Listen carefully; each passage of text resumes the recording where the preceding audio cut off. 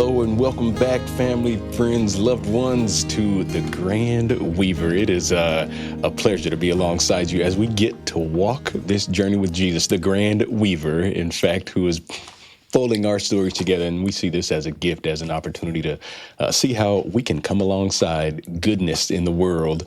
Specifically, this time around, we are with Stephanie Page. Welcome, Stephanie. Thank you. So good to be here. So glad to have you. We are going to explore something that for me is quite significant. My friends, stories, I think, make the world go round. It's one of the classic human practices that continue to thread our lives together. And we're going to hear about the Stories Foundation with Stephanie today. So Stephanie, welcome. Thanks for joining us. Give us a little bit of background, who you are, where you're from. What is this Stories Foundation that God has gifted you with, and why you do what you do? Yeah, well, I am in Minnesota, so it's cold here, Yeah.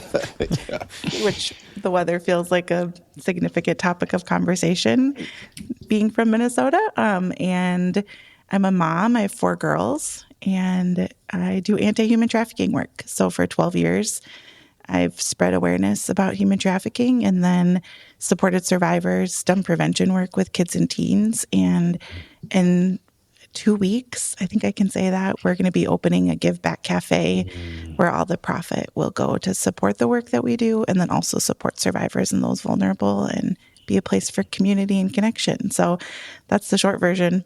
Yeah. Love it. Goodness. You mind, Stephanie, diving a little deeper with us? And Eric, you jump in anytime. Tell us about this foundation and why it got started. What was the spark and your connection to it? Yeah, so I was on a road trip with my parents. We were going to a wedding of a family friend, and my mom got a free book on her Kindle called Passport Through the Darkness, and it was all about human trafficking internationally. And my background is in missions. I was, my husband and I were missionaries in Ukraine for the first few years of our marriage, and then we're down in the Gulf Coast and when Hurricane Katrina happened. So that had been what I'd been doing, and we'd been home for maybe a year or two at that point. And I was feeling really feisty about praying about what was next. Like what, I was pregnant with my 3rd daughter at the time, but I was really seeking the Lord and what he had for us and feeling restless. And actually just right before this road trip, I had prayed a prayer of surrender where I kind of said, everything I'm doing, it's not working, Lord. Like you said, you provide for all our needs and show us the way. So are you going to do that kind of a thing? And doesn't he answer when you pray those prayers? Right. So just right after that, learned about human trafficking. And it was just a moment. I was in the car, and both my mom and I felt something needs to be done about this. And I said that in a prayer, and the Lord said, yeah, what are we going to do about that? And it was just it literally changed my life. And at the time we followed Mark Batterson, and he is a pastor. I don't know if you guys are familiar, out in DC, and he's written lots of books. And they have a coffee shop where the proceeds goes to missions. And so we were like totally naive. Well, we could start a coffee shop and help people who have been trafficked and support the work. And that was back in 2012. So what I didn't know then was that really human trafficking was just starting to get awareness, and the laws were just starting to change so that victims could even be identified. And I thought I was behind, and that we could find organizations doing this work and give money to them. But what I learned was people really didn't understand about what human trafficking is, and specifically what it looks like here locally in the United States.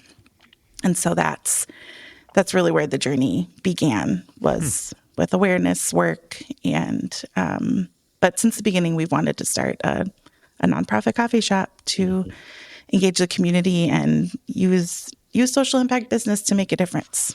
So 12 years, almost, well, I guess we're in the beginning of 2025 here. So 12 years since that vision was implanted.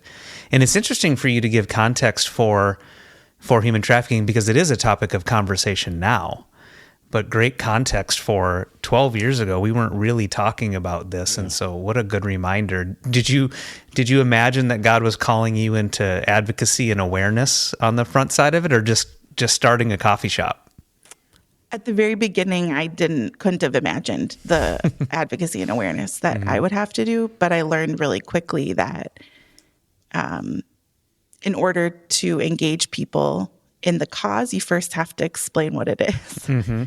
So that became a fast lesson. And my background at that time was in event planning and events and speaking. And so that's always been something I've done.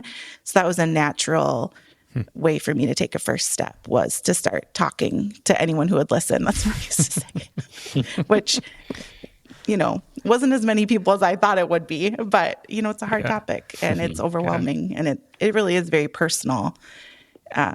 Even though when you think about human trafficking, you don't think it's personal. When you start to break down why we have human trafficking and what it looks like locally, it becomes personal really fast. So that's hard.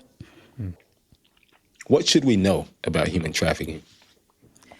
Well, human trafficking is an issue that exists because of materialism and over-sexualization and an individualistic culture. So human trafficking is a relationship-driven crime. So that means that people see other people's vulnerabilities and they meet their needs with the sole purpose of exploiting them. So in America, we're naturally more individualistic in our culture, and that's not right or wrong. It just is. But the result of that is that people have vulnerabilities. Everybody has vulnerabilities. Everybody's vulnerable at some point in their lives, multiple times, right? Yeah. It's normal. We connect over our vulnerabilities, right, in our stories. But there are people out there who are trained to spot the vulnerabilities and then meet the needs with ill intent. So when we don't see other people and their needs as ours to meet or ours to care about, someone else is stepping in that gap with intent to harm. And so, in America, the average age that someone is first sexually exploited is 14 years old. And we pretty much every product we have in the United States, when you check the supply line, you're going to find discrepancies in who was making the product. And so that's labor trafficking. So when we think of human trafficking, we can think of like a white van kind of a situation and someone being taken. That's abduction, and that happens. I'm not saying that doesn't happen, but when human trafficking is the largest criminal enterprise in the world today. So when we think about $150 billion a year, that's what selling people profit. That's the profit every year. That's happening through these relationships, and it's happening because our culture, our Amazon culture, which I'm a frequenter of the Amazon truck, I want it now, I want it fast, I want it cheap. And this idea that we can have whatever we want without counting the cost. There's a human cost to, wanting what we want and to thinking that, when it comes to sex trafficking, to thinking that sex is a basic need and we're owed that. There's a cost to that. And with the internet, everything has just increased and continues to increase with accessibility to material that causes addictions, and it's just this cycle. So I think we think human trafficking doesn't affect us and that it's separate from us, but actually it's a very close to home issue that impacts us on multiple levels. And really, our children in this culture specifically are being targeted, and I believe don't have the skills to recognize what a healthy relationship is and what an unhealthy relationship is, because we have this new to us, right? Internet situation going on where a lot of relationships are happening online and things like that. And so we have a lot of work to do. So yeah, there you have my little soapbox about human trafficking. That's very helpful. And I imagine, I'm speculating, but 12 years ago, as you were starting to advocate and help raise awareness, because even now, like then, but especially then, but even now, the idea of it being in our backyard, like maybe if you'd speak to that a little bit, because I think there's a lot of issues that we wrestle with in our culture that say that that's that's an issue, but it's not an issue here or wouldn't affect my family or my city. So maybe if you could speak to the realities of whether it's the Twin Cities or the Southeast or the Northwest in the United States, just kind of highlight that a little bit. Yeah, well, so right here in Minnesota, we know that human trafficking happens in every county, and it happens in every state. And often trafficking happens cross states, state lines. And there is trafficking that happens because people are recruited here from other countries. And we're going to see that more with labor trafficking. But when we talk about sex trafficking, we see that more with people that are American, that are within the United States, that are being trafficked locally. And like I said, it's that relationship-driven crime. So it's really happening through anywhere there's trusted relationships. So think family members, think maybe an older sibling, think coaches. Unfortunately, churches can be places where there are trusted adults working with teenagers. So that can be a place where exploitation and abusive relationships can happen.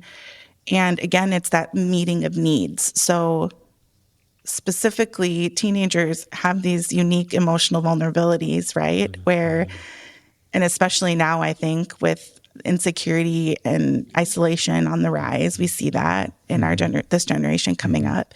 They have these needs where they want to be seen and valued and known and loved, which we all have those. And so we see people come in and meet those needs through relationships. Say, I see you, I love you, I think you're great.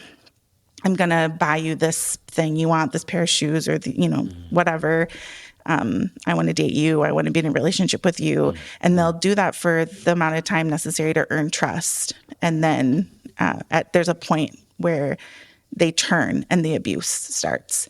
And, trust is broken. But at that time, up until that time, this person has become their only person. Isolation has occurred and all of these things. And so it's just very prevalent. Anywhere there's a computer, anywhere there are teenagers, anywhere there's vulnerable people. I got a call yesterday, and this was actually someone who's a young adult. They are in a high-profile job, but they're not from here. And it sounds very much to me like they have been exploited and or trafficked probably for the last few months that they've been living here. And their vulnerability was that they didn't have family here. And they'd been traveling a lot for their job. They had a lot of money, but now they have no money. So because we have a culture that, in the Christian culture, we don't like to talk about sex. That's awkward. In the secular culture, all we talk about is sex. And we think that we're owed it. And so we have a lot of sexual addiction. And because of that, people are looking for people to satisfy that market. I had talked with law enforcement one time and locally here, and he said, well, if apples sold, people would sell apples. Like traffickers would stop finding humans to sell if there was something more profitable. But there's a market to purchase sex. And so that's what people are looking for. So yeah, it's a huge problem, and we don't have near enough resources. Yeah. Yeah.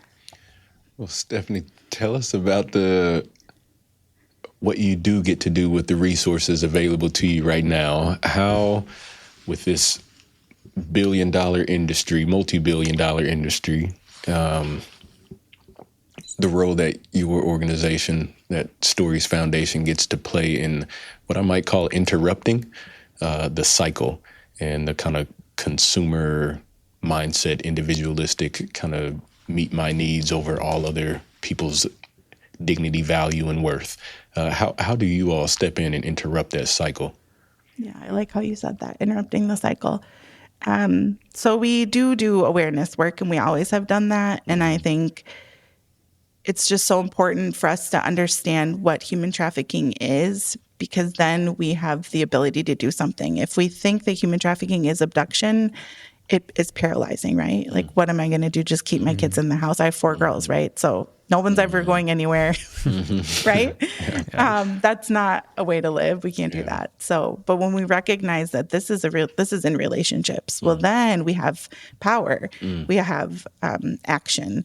Knowledge really is power. And so how do we empower people to spot unhealthy relationships and then to have a voice to be able to speak up and say, hey, I see you're, texting with that person in this way, or, hey, this person seems like they have some unhealthy habits, and just leaning in and asking those questions. I always say, those of us who know what a healthy relationship looks like, those of us who come from a place where we've had our needs met in an authentic way, what a gift we have. Because most people in the world, they weren't given that gift. And so how can we step into other people's lives and offer that? Like, do you know that what you're in that's harmful for you? So that's one way we do that, again, with, adults, but also with kids and teens is huge. And then on the other side, we support survivors. So as survivors come to us, everyone's different, and we see what they need. And it could be they need help with transportation. It could be they need help finding housing. It could be they need help telling their story, which has become one of the things that, is such an honor to get to work with survivors who have been through unimaginable abuse. And then they don't want that abuse to have the last word. And they want to take what has been done to them and what they have survived, and they want to help someone else by telling their story. I mean, it's amazing and beautiful. And so we get to do things like that. And so, yeah, there is hope. And really, when we think about this issue, the hope does come through relationships. It comes through our relationships with each other. It comes through the relationships we're willing to lean into and the hard conversations we're willing to have. And that's where we see hope in this issue. What do you see as the role of the church? Yeah, that's a good question. I do this work personally because Jesus saved me, right? So I think of Satan as the great trafficker. He says, "Oh, I'll meet your needs. I'll give you everything you want," right? And then he lures us away from what God has for us and the goodness that God offers and who he is. And then we find ourselves trapped in sin and in this life apart from God. And we're like, how in the world did we get here, right? And then Jesus came and he set us free. And we don't deserve that. The wages of sin is death, right? So, but he came and he paid that price for me, and I get to live in his life. And so as believers, I believe we have this not only beautiful gift for, salvation spiritually for eternity and for now and abundant life and all of that. But I believe that our mandate as believers is to be about bringing God's kingdom come on earth as it is in heaven, which means now, right? We're not just supposed to wait till heaven. Right. I think we're supposed to be about the redeeming of the world now. And that's how we show people who Jesus is to the world, is when we're about his redemptive work now. And so I think the church has gotten, I don't know the word, but we've gotten off course maybe a little, where we haven't, we maybe don't want to encounter the hard things around us. We maybe want to pull back. And right now I'm studying Revelation and I'm studying judgment and all that. And there's this temptation to find a house in the woods and never leave, and just wait for Jesus to come back on his horse and take us all to the new heavens and the new earth. But that's not our mandate. Our mandate is to go into all the world and to show people who Jesus is. And that's why I do this work, is because I want people to know who Jesus is, and I want people who have survived human trafficking to see Jesus tangibly, but I also want the world watching believers to see that this is who Jesus is. He goes to the places where the people are hurting and broken and marginalized, and he is the one that binds up the brokenhearted.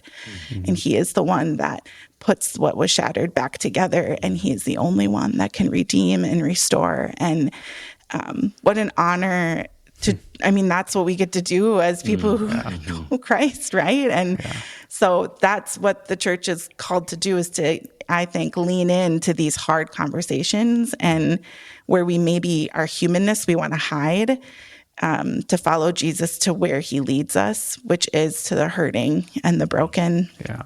Whether that is physically, spiritually, emotionally, which usually it's all three, right? So, that's the short version, I think, of what I think the church should do. Can you give us, you said the two things that y'all do is provide education, right? And that knowledge is power. And then the idea of, the other direct work that you do is support to survivors, right? So mindful of what Eric just shared in terms of the question about how what the church's role is. Can you talk to us about the link between those two, the education and the knowledge is power, and then what you all are doing in terms of direct service, and how can people join you on the journey, I think is the heart of the question. How can people join? Yeah, definitely. So we all have places of influence. I know that influencer has become a big word in the last few years, but I think we're all influencers in the places where we've been placed. And so we come alongside and help start these conversations. So who do you know? What small group do you have? What church are you a part of? What community group do you know? Do you know some teens? Like, I have teenagers in my house all the time now because I have teenagers. How can we come alongside you to have these really important conversations? And we want to help you do that. We have a parent guide. We do trainings all over to anyone. I've always said I'll go anywhere and talk to anyone about human trafficking. So that's definitely an easy first step, is to become aware. We'll come into your home. You can invite your friends. And I promise I'll only be depressing like 70% of the time. There's hope. There's hope, right? We have hope in Jesus. And, not all is lost. We carry his very spirit within us. So there is always hope. So that's the education piece. And then supporting survivors. We are opening this Give Back Cafe, and we're going to need help with volunteers. So we're looking specifically for people who've had coffee shop experience, who have made, baristas, and then also people to do cafe, wipe tables, things like that. And then always looking for financial support too. So monthly donors really are our lifeblood. And the next step after we get the cafe open is starting a job training program. And then the next step after that is figuring out how to do housing.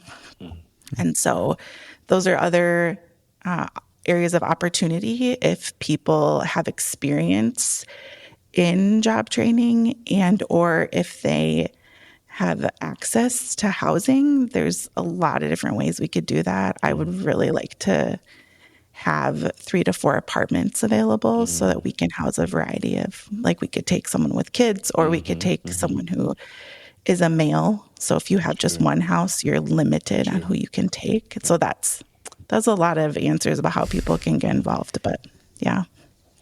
Well, we absolutely appreciate that. What's resonating with me is, and just even thinking about my own journey, as God is challenging me to see people, what you highlighted earlier was that those with ill intent are actually using that same, they're actually maybe doing it better than us in many cases, where they are seeing people because they have a specific purpose for that is harmful. And what we're called to do is to see people for the very opposite purpose. And I think part of even what you opened this time with, and I remember having conversations with my own kids about this, recognize how incredibly fortunate you are to be in this family, and do not use it as a place of pride, as a place of, look at how I have my life together, and judging those who don't, because we don't understand their story, right? And so all these things are kind of just circling in my mind and seeing, boy, how the enemy uses those things and gets us confused. The fact that God has blessed us with the circumstances we've had are for his purpose, to go after others and to see others And so I just wanted to just thank you for kind of bringing that together. Thank you for like answering that call 12 years ago into a space that didn't seem like one you were seeking. Right? Probably not the one you would have picked. Most definitely not. Yeah. And so it's moving to me. And I think that's what I'm really hearing in your heart is, boy, we as the church, our response is we need to see people and we need to meet people where they're at, even if it's really, really messy. And we need to put our judgment aside because we don't know their story. We don't know how they got there. We don't know why they're in the place they are. But beautiful example that you gave, which is exactly what the enemy does to us. And Jesus comes and pulls us out of that mess and doesn't say you got to have it all cleaned up before I'm going to come get you. Thankfully, right? Right. Yeah. Real good news. And so just thank you for that. I just wanted to just share what's kind of going on in my own. There's no question out of that. I was just like, That's good. Well, can I pull back a little bit? You two, tell us about this connection. Where did this come from, Stephanie and Eric?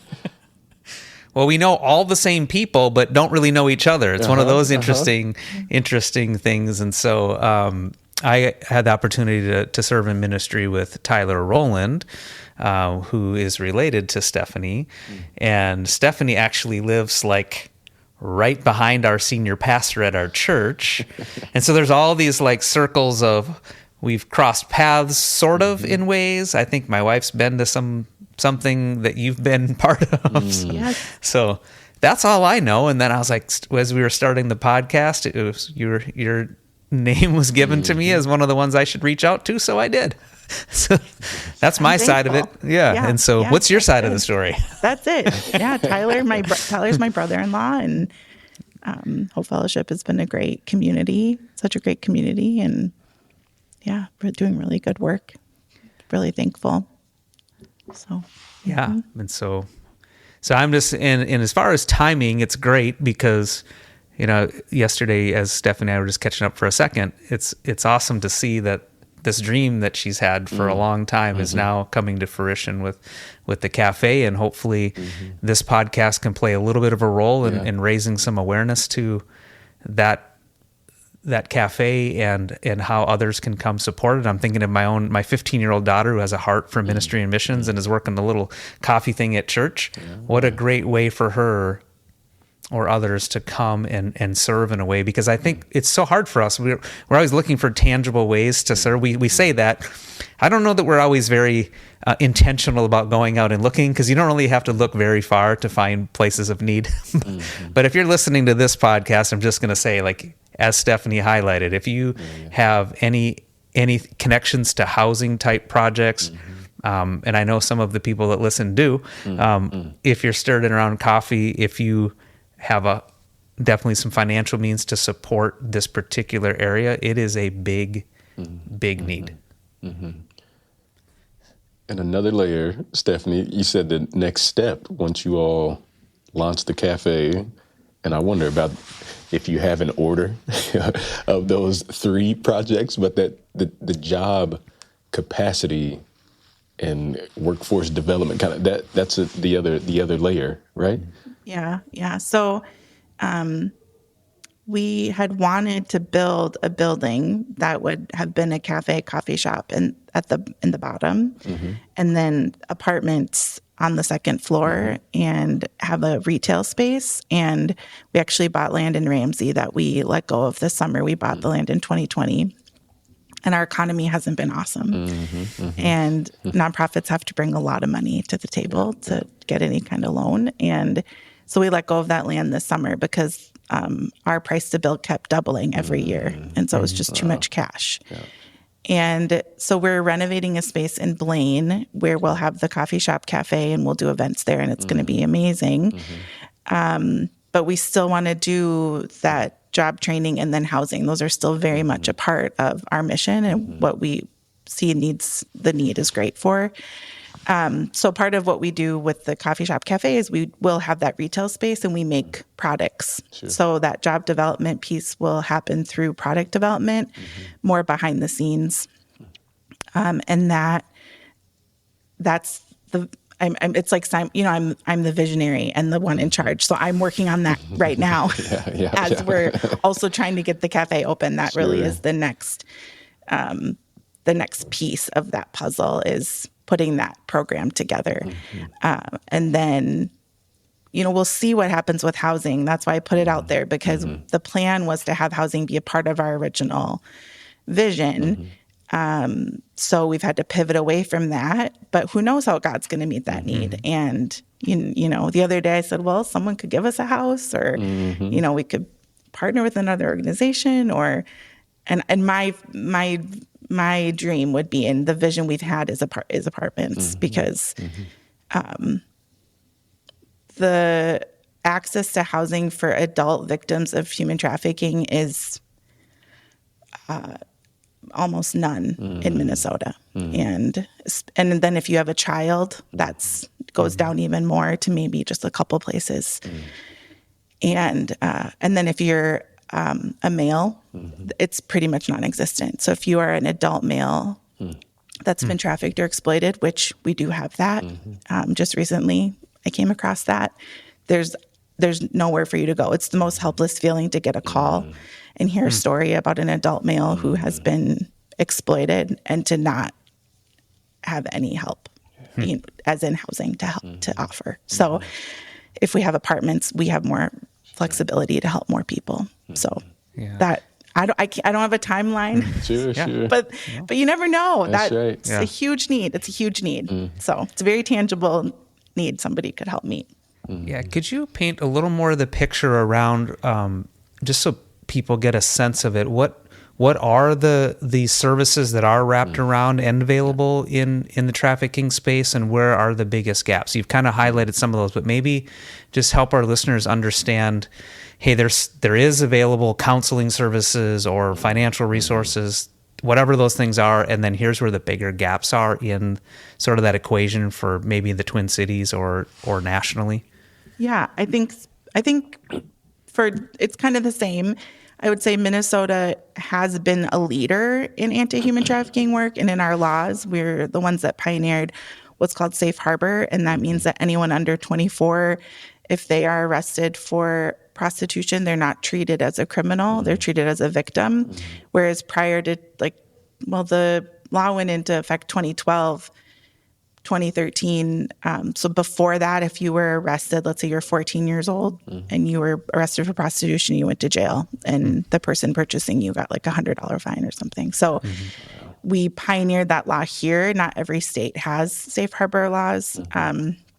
So we're on the front lines. But even with us being on the front lines, I would say the services we have are more like the emergency room services, I would say. So if you have someone who is fleeing from trafficking, and if they're under 24, because of Safe Harbor, there's funding, there's federal funding attached to that. So if you're under 24 and you are fleeing trafficking or exploitation, you probably can find some place to stay for maybe a year or two. Okay. If you're over 24, there's maybe one or two places you could possibly go for, maybe a year, depending. And that's if you're a woman without kids. And so the resources that we do have here are more geared towards under 24-year-olds. And then if you're in the city, like if you're in Minneapolis or St. Paul, there's a great organization that you could go, and there's some housing there, and there's some, job trainings, life skills, support, things like that. But really the huge gaps are, what do you do after that? So let's say you're someone who is lucky enough to find a bed, get in a program, and you're in that program for a year, and you realize what you've experienced, because a lot of survivors don't even identify as being trafficked. They just say, oh, I had a really bad boyfriend, and they think it's their fault. So you identify what you've experienced. You're in a program for a year, and then you try and go live on your own, but you haven't had a job. Yeah. You don't have any support. You don't have any money. How are you going to live? How are you going to, maybe you were in jail. Maybe, your credit is shot because the trafficker, messed up your credit, messed up your name. So the huge gap from where I sit is after that. When people come out of that, what do they do then? And how can we come alongside? And then also just in general, anyone over the age of 24. Yeah. There's not a lot of support for them. So that's what we're trying to do, is to create that pathway of, we call it pathway of restoration. How do we kind of pave the path so that people can walk on and live the story they were meant to live. I hope that answered your question. No, that's very much so. Thank you. Stephanie, there's a couple of different resources that may exist in the world. One of them being people power is kind of what we heard on the front end of this conversation, where if anyone has the capacity to help be a barista or bus tables, or has wisdom about running a coffee shop and a cafe, right? So some people power there, some people power with the job development kind of programs and such, and the direct outreach and service, this pathway of restoration, right? Talk to us about the resources that are needed to fuel all of that. What is it that you all need? What are the big dreams, the big hopes? You talked about needing to sell a property, land that you didn't even have the opportunity to start building on because building expenses were doubling. Talk to us about what it is that you all need if you were to be achieving your dreams. What does that look like? These monthly subscriptions, how many of them do you need? How much per subscription? Or what are you all after, kind of big picture, to keep your ability to serve the community well? Yeah, that's a great question.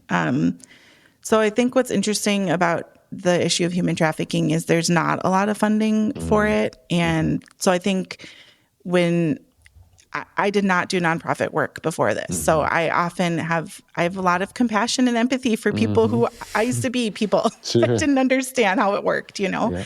So I think we have this idea that the government is just handling things like that, or, someone else is funding that. And the reality is the work that we've been able to do. So we have been a nonprofit officially since the end of 2015. Okay.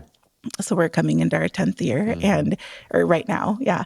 And the work we've been able to do is largely because people give $100 or $1,000 at a time, or they give $30 a month or $50 a month or $100 a month.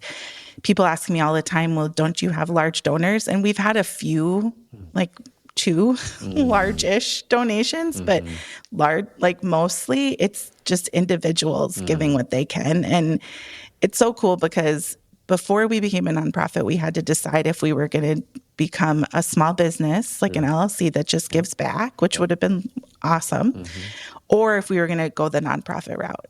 And I really felt like we were supposed to go the nonprofit route because this wasn't supposed to be just my thing that I did, but it was supposed to be the whole community is involved.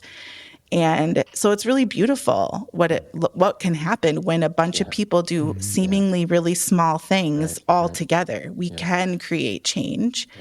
But there is a lot of need, and there's a lot of financial need. And it is sad. It is sad to think about that we could have built this building, but we just didn't have enough resources. I mean, that's just the bottom line. It's not enough people stepped up. I do believe we have the plans for that. They all, we did all that work, and we have those designs. They're ours, and I think we're going to build it someday. I don't know where, but I think we will build it. So in order to be able to get to that place where we can, do that, and the reason we do social impact business is for sustainability. So, and I have felt that for a long time. I felt the Lord tell me, we need to be sustainable separate from grants. Not that we don't try and get grants, we do, but there needs to be a sustainability. And I think that's what social impact does. So business does. So by creating these cafes, we're creating an income. And it's income in a variety of ways. So it's not just coffee. We're also doing food, and we also have product that we're selling. Yeah. So it's a variety of income streams so that we can be sustainable. And so I guess, to start a business costs a lot of money. And if you're a business person, you know that. It costs a lot of money to start a business. And what's different about our business, that the businesses that we are starting, is that the profit goes back into the community. People, I think, also don't understand the difference between a for-profit and a nonprofit is just who keeps the money. I mean, nonprofits we're doing business-like work, I guess. I used air quotes, but I'm not getting rich. Yeah. As we build these businesses, the profit is going right back to the survivors. It's going right back into education. It's going right back into creating safe spaces in our communities. So the building that we wanted to build the bids were coming back at $2.2 million. So that's what that costs. And that was a building, again, that was a cafe, coffee shop, full kitchen. So that's a place for revenue also and for job training. And then 3 apartments that would have housed up to 15 people, depending on if mothers came with kids or not. And also would have been used as an event space where we could have held large events. So, I want to build that. And I would think every community needs a third space where people can come together, kind of like undercover church, I was a missionary, and if I was building a coffee shop, I was a missionary in Ukraine. So that's a whole nother, Ukraine's heavy on my heart. But if I was building a coffee shop in Ukraine, it would have been funded like 5 years ago. But when it's in our own backyard, we're being a missionary here. We want to be a third space so people can come in and so that we can make a difference. So it's both. So, we probably like 50 more monthly partners at $50 a month would be amazing. And those big ticket things, investors to come alongside and say, yeah, we believe in sustainability in this work, and we want to offer more jobs, and we want to build these social impact businesses that continue where your money is literally, doubled and tripled because of the work that is being done. And then, how do we fund housing? I have a lot of ideas. If there are business people out there who are ready to actually do the hard thing, like, I'm here for it. I have so many ideas of how we can do things sustainably. But it takes somebody who sees people over profit. And it's going to take somebody who sees the value of, I had someone say to me once, well, if you were building a food shelf, you could help hundreds and hundreds of families. And I'm like, yes. But food shelves are great, and we need food shelves. Like, I'm not arguing about that. We partner with food shelves. Like, it's amazing. But food shelves that's an emergency service. That's not a solve the problem service. What I'm trying to do and what we're trying to do is solve deeper issues so we can see real change for people, so they can change their own stories, So if there's anyone who wants to have those kind of conversations, like, that's what I'm here for. Yeah. And the interesting thing is, it wasn't what you were called to. I can think of all of the things I would have started a podcast around. I didn't even want to start a podcast. We talked about that in the first episode.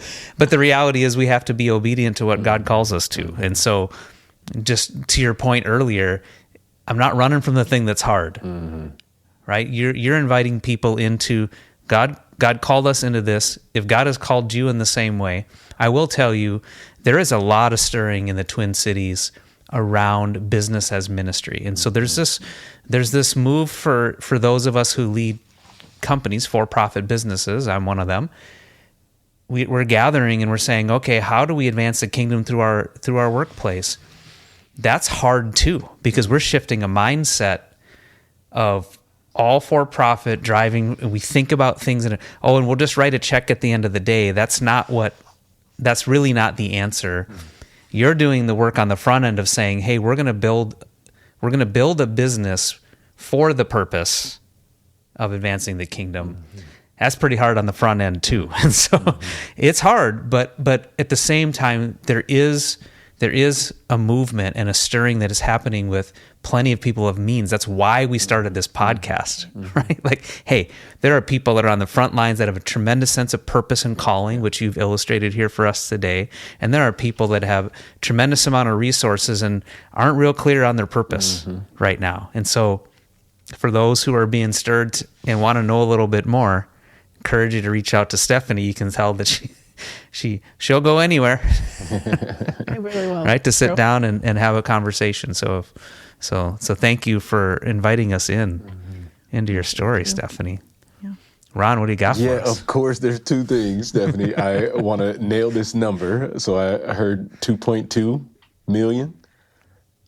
Okay. So this is my gift of memory is like I'm going to repeat that number and say it again and help make sure that we have all heard it and that we can, what I like to suggest is name it so that we can claim it. So I like to hear that 2.2 and to be mindful of what that movement forward and movement towards it looks like. And you said 50 at 50? Okay, 50 more contributors at $50 per month.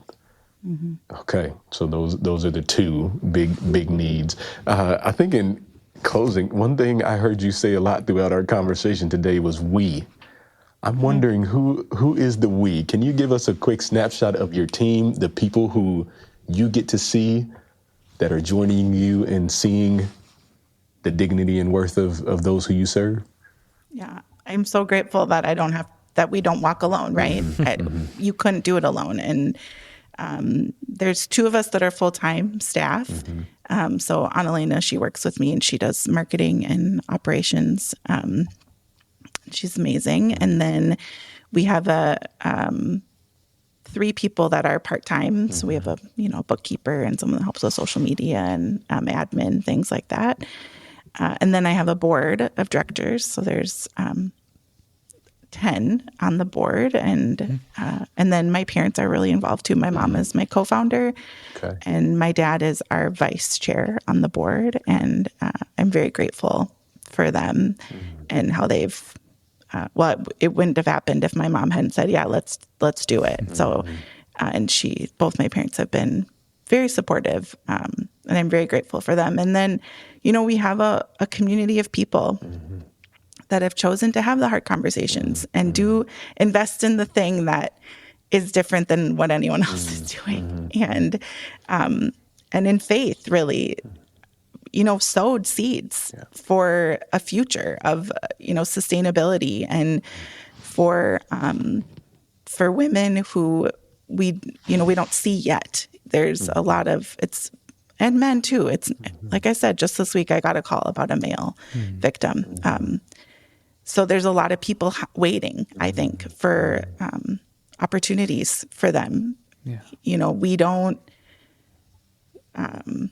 We will not leave an abusive situation for something that is unknown. Yeah. Our survival instinct is so strong, right, that we'll stay surviving, even though it's horribly abusive. So until we build the healthy option, the opportunity, people are going to stay in abuse. And so we have a whole community of people that have seen that vision and chosen to invest in it. And I feel incredibly honored and humbled by that. And it's been a very long journey. I've been literally talking about this cafe for 12 years. That's a very long time to talk about an idea. Yeah. And people have stayed on this path with us. And I mean, I feel very grateful, very grateful. So what would you say to someone who suspects a person in their life is in an abusive situation, or maybe a person even listening to this podcast that is starting to wonder if they're actually in a relationship or are starting to or have seen the signs and don't know how to get out. Yeah. If you know somebody that you suspect is in an abusive relationship, I would say maintain the relationship. I think I was at an event a couple weeks ago, and this woman said, I saw red flags in my nieces. I was direct, and I said, you shouldn't be doing that, or what are you doing? And it stopped the relationship. So we need to be really intentional to see the person over what they're doing, their actions, and to make sure that the people in our lives know that they are so loved and valued no matter what. And traffickers will do that inauthentically. So they will say, I love you, I love you, I love you, you're amazing, you're amazing. And lure them away from any kind of safe community. So we have to make sure that we are maintaining relationships with people and that our people know that they are so loved and valued. So that's what I would say about that is if you can just maintain the relationship and then look for opportunities. If you have a relationship with someone and you've done that work, you're going to have an open door to say, hey, that's not, like, I love you and I love you and this is not feeling good to me, right? So it's all about relationship. And then if you think that you're in an exploitive relationship, I want to say you're not alone. I want to say it's more common than any of us would like to admit. People are in abusive, exploitive relationships all the time, and you don't have to stay there, and you can leave. And if you need help, you can reach out to us, or if you want to talk to somebody, we're here for you. Definitely. Thank you. How can folks get a hold of you? Yeah. So our website is storiesfoundation.org, and you can find all our contact information there. We're on all social media also at Stories Foundation. The cafe is Storyteller Cafe, and we'll be in Blaine, Minnesota in the next couple weeks. We're waiting on our food license, and I'm going to say a date for sure. So you can find us there, and I would love to connect with anyone who wants to learn more. Yeah. Well, Stephanie, thank you for your faithfulness. Thank you for your heart, beautifully on display today. Just you can tell the heart that God has given you for those who are vulnerable and exploited, and for your persistence over many years now. And we trust that God's going to keep doing really amazing things through Stories Foundation, that he will stir hearts to come alongside and keep leading the charge. So thank you so much. Appreciate you. Thanks for the opportunity to share. I appreciate it. Absolutely. It's been a gift. And Stephanie, I have to tell you, as we wrap things up, today was the day that I was stirred in my sleep thinking about the name of the God who sees, El Roy, and the story of Hagar. And I want to thank you for allowing us to see our brothers and our sisters in a new way,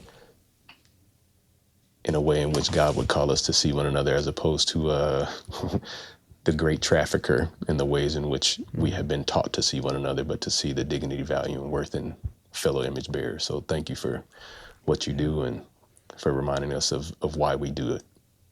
Thank you. He's faithful, right? What else do we got? That's all we got. Amen.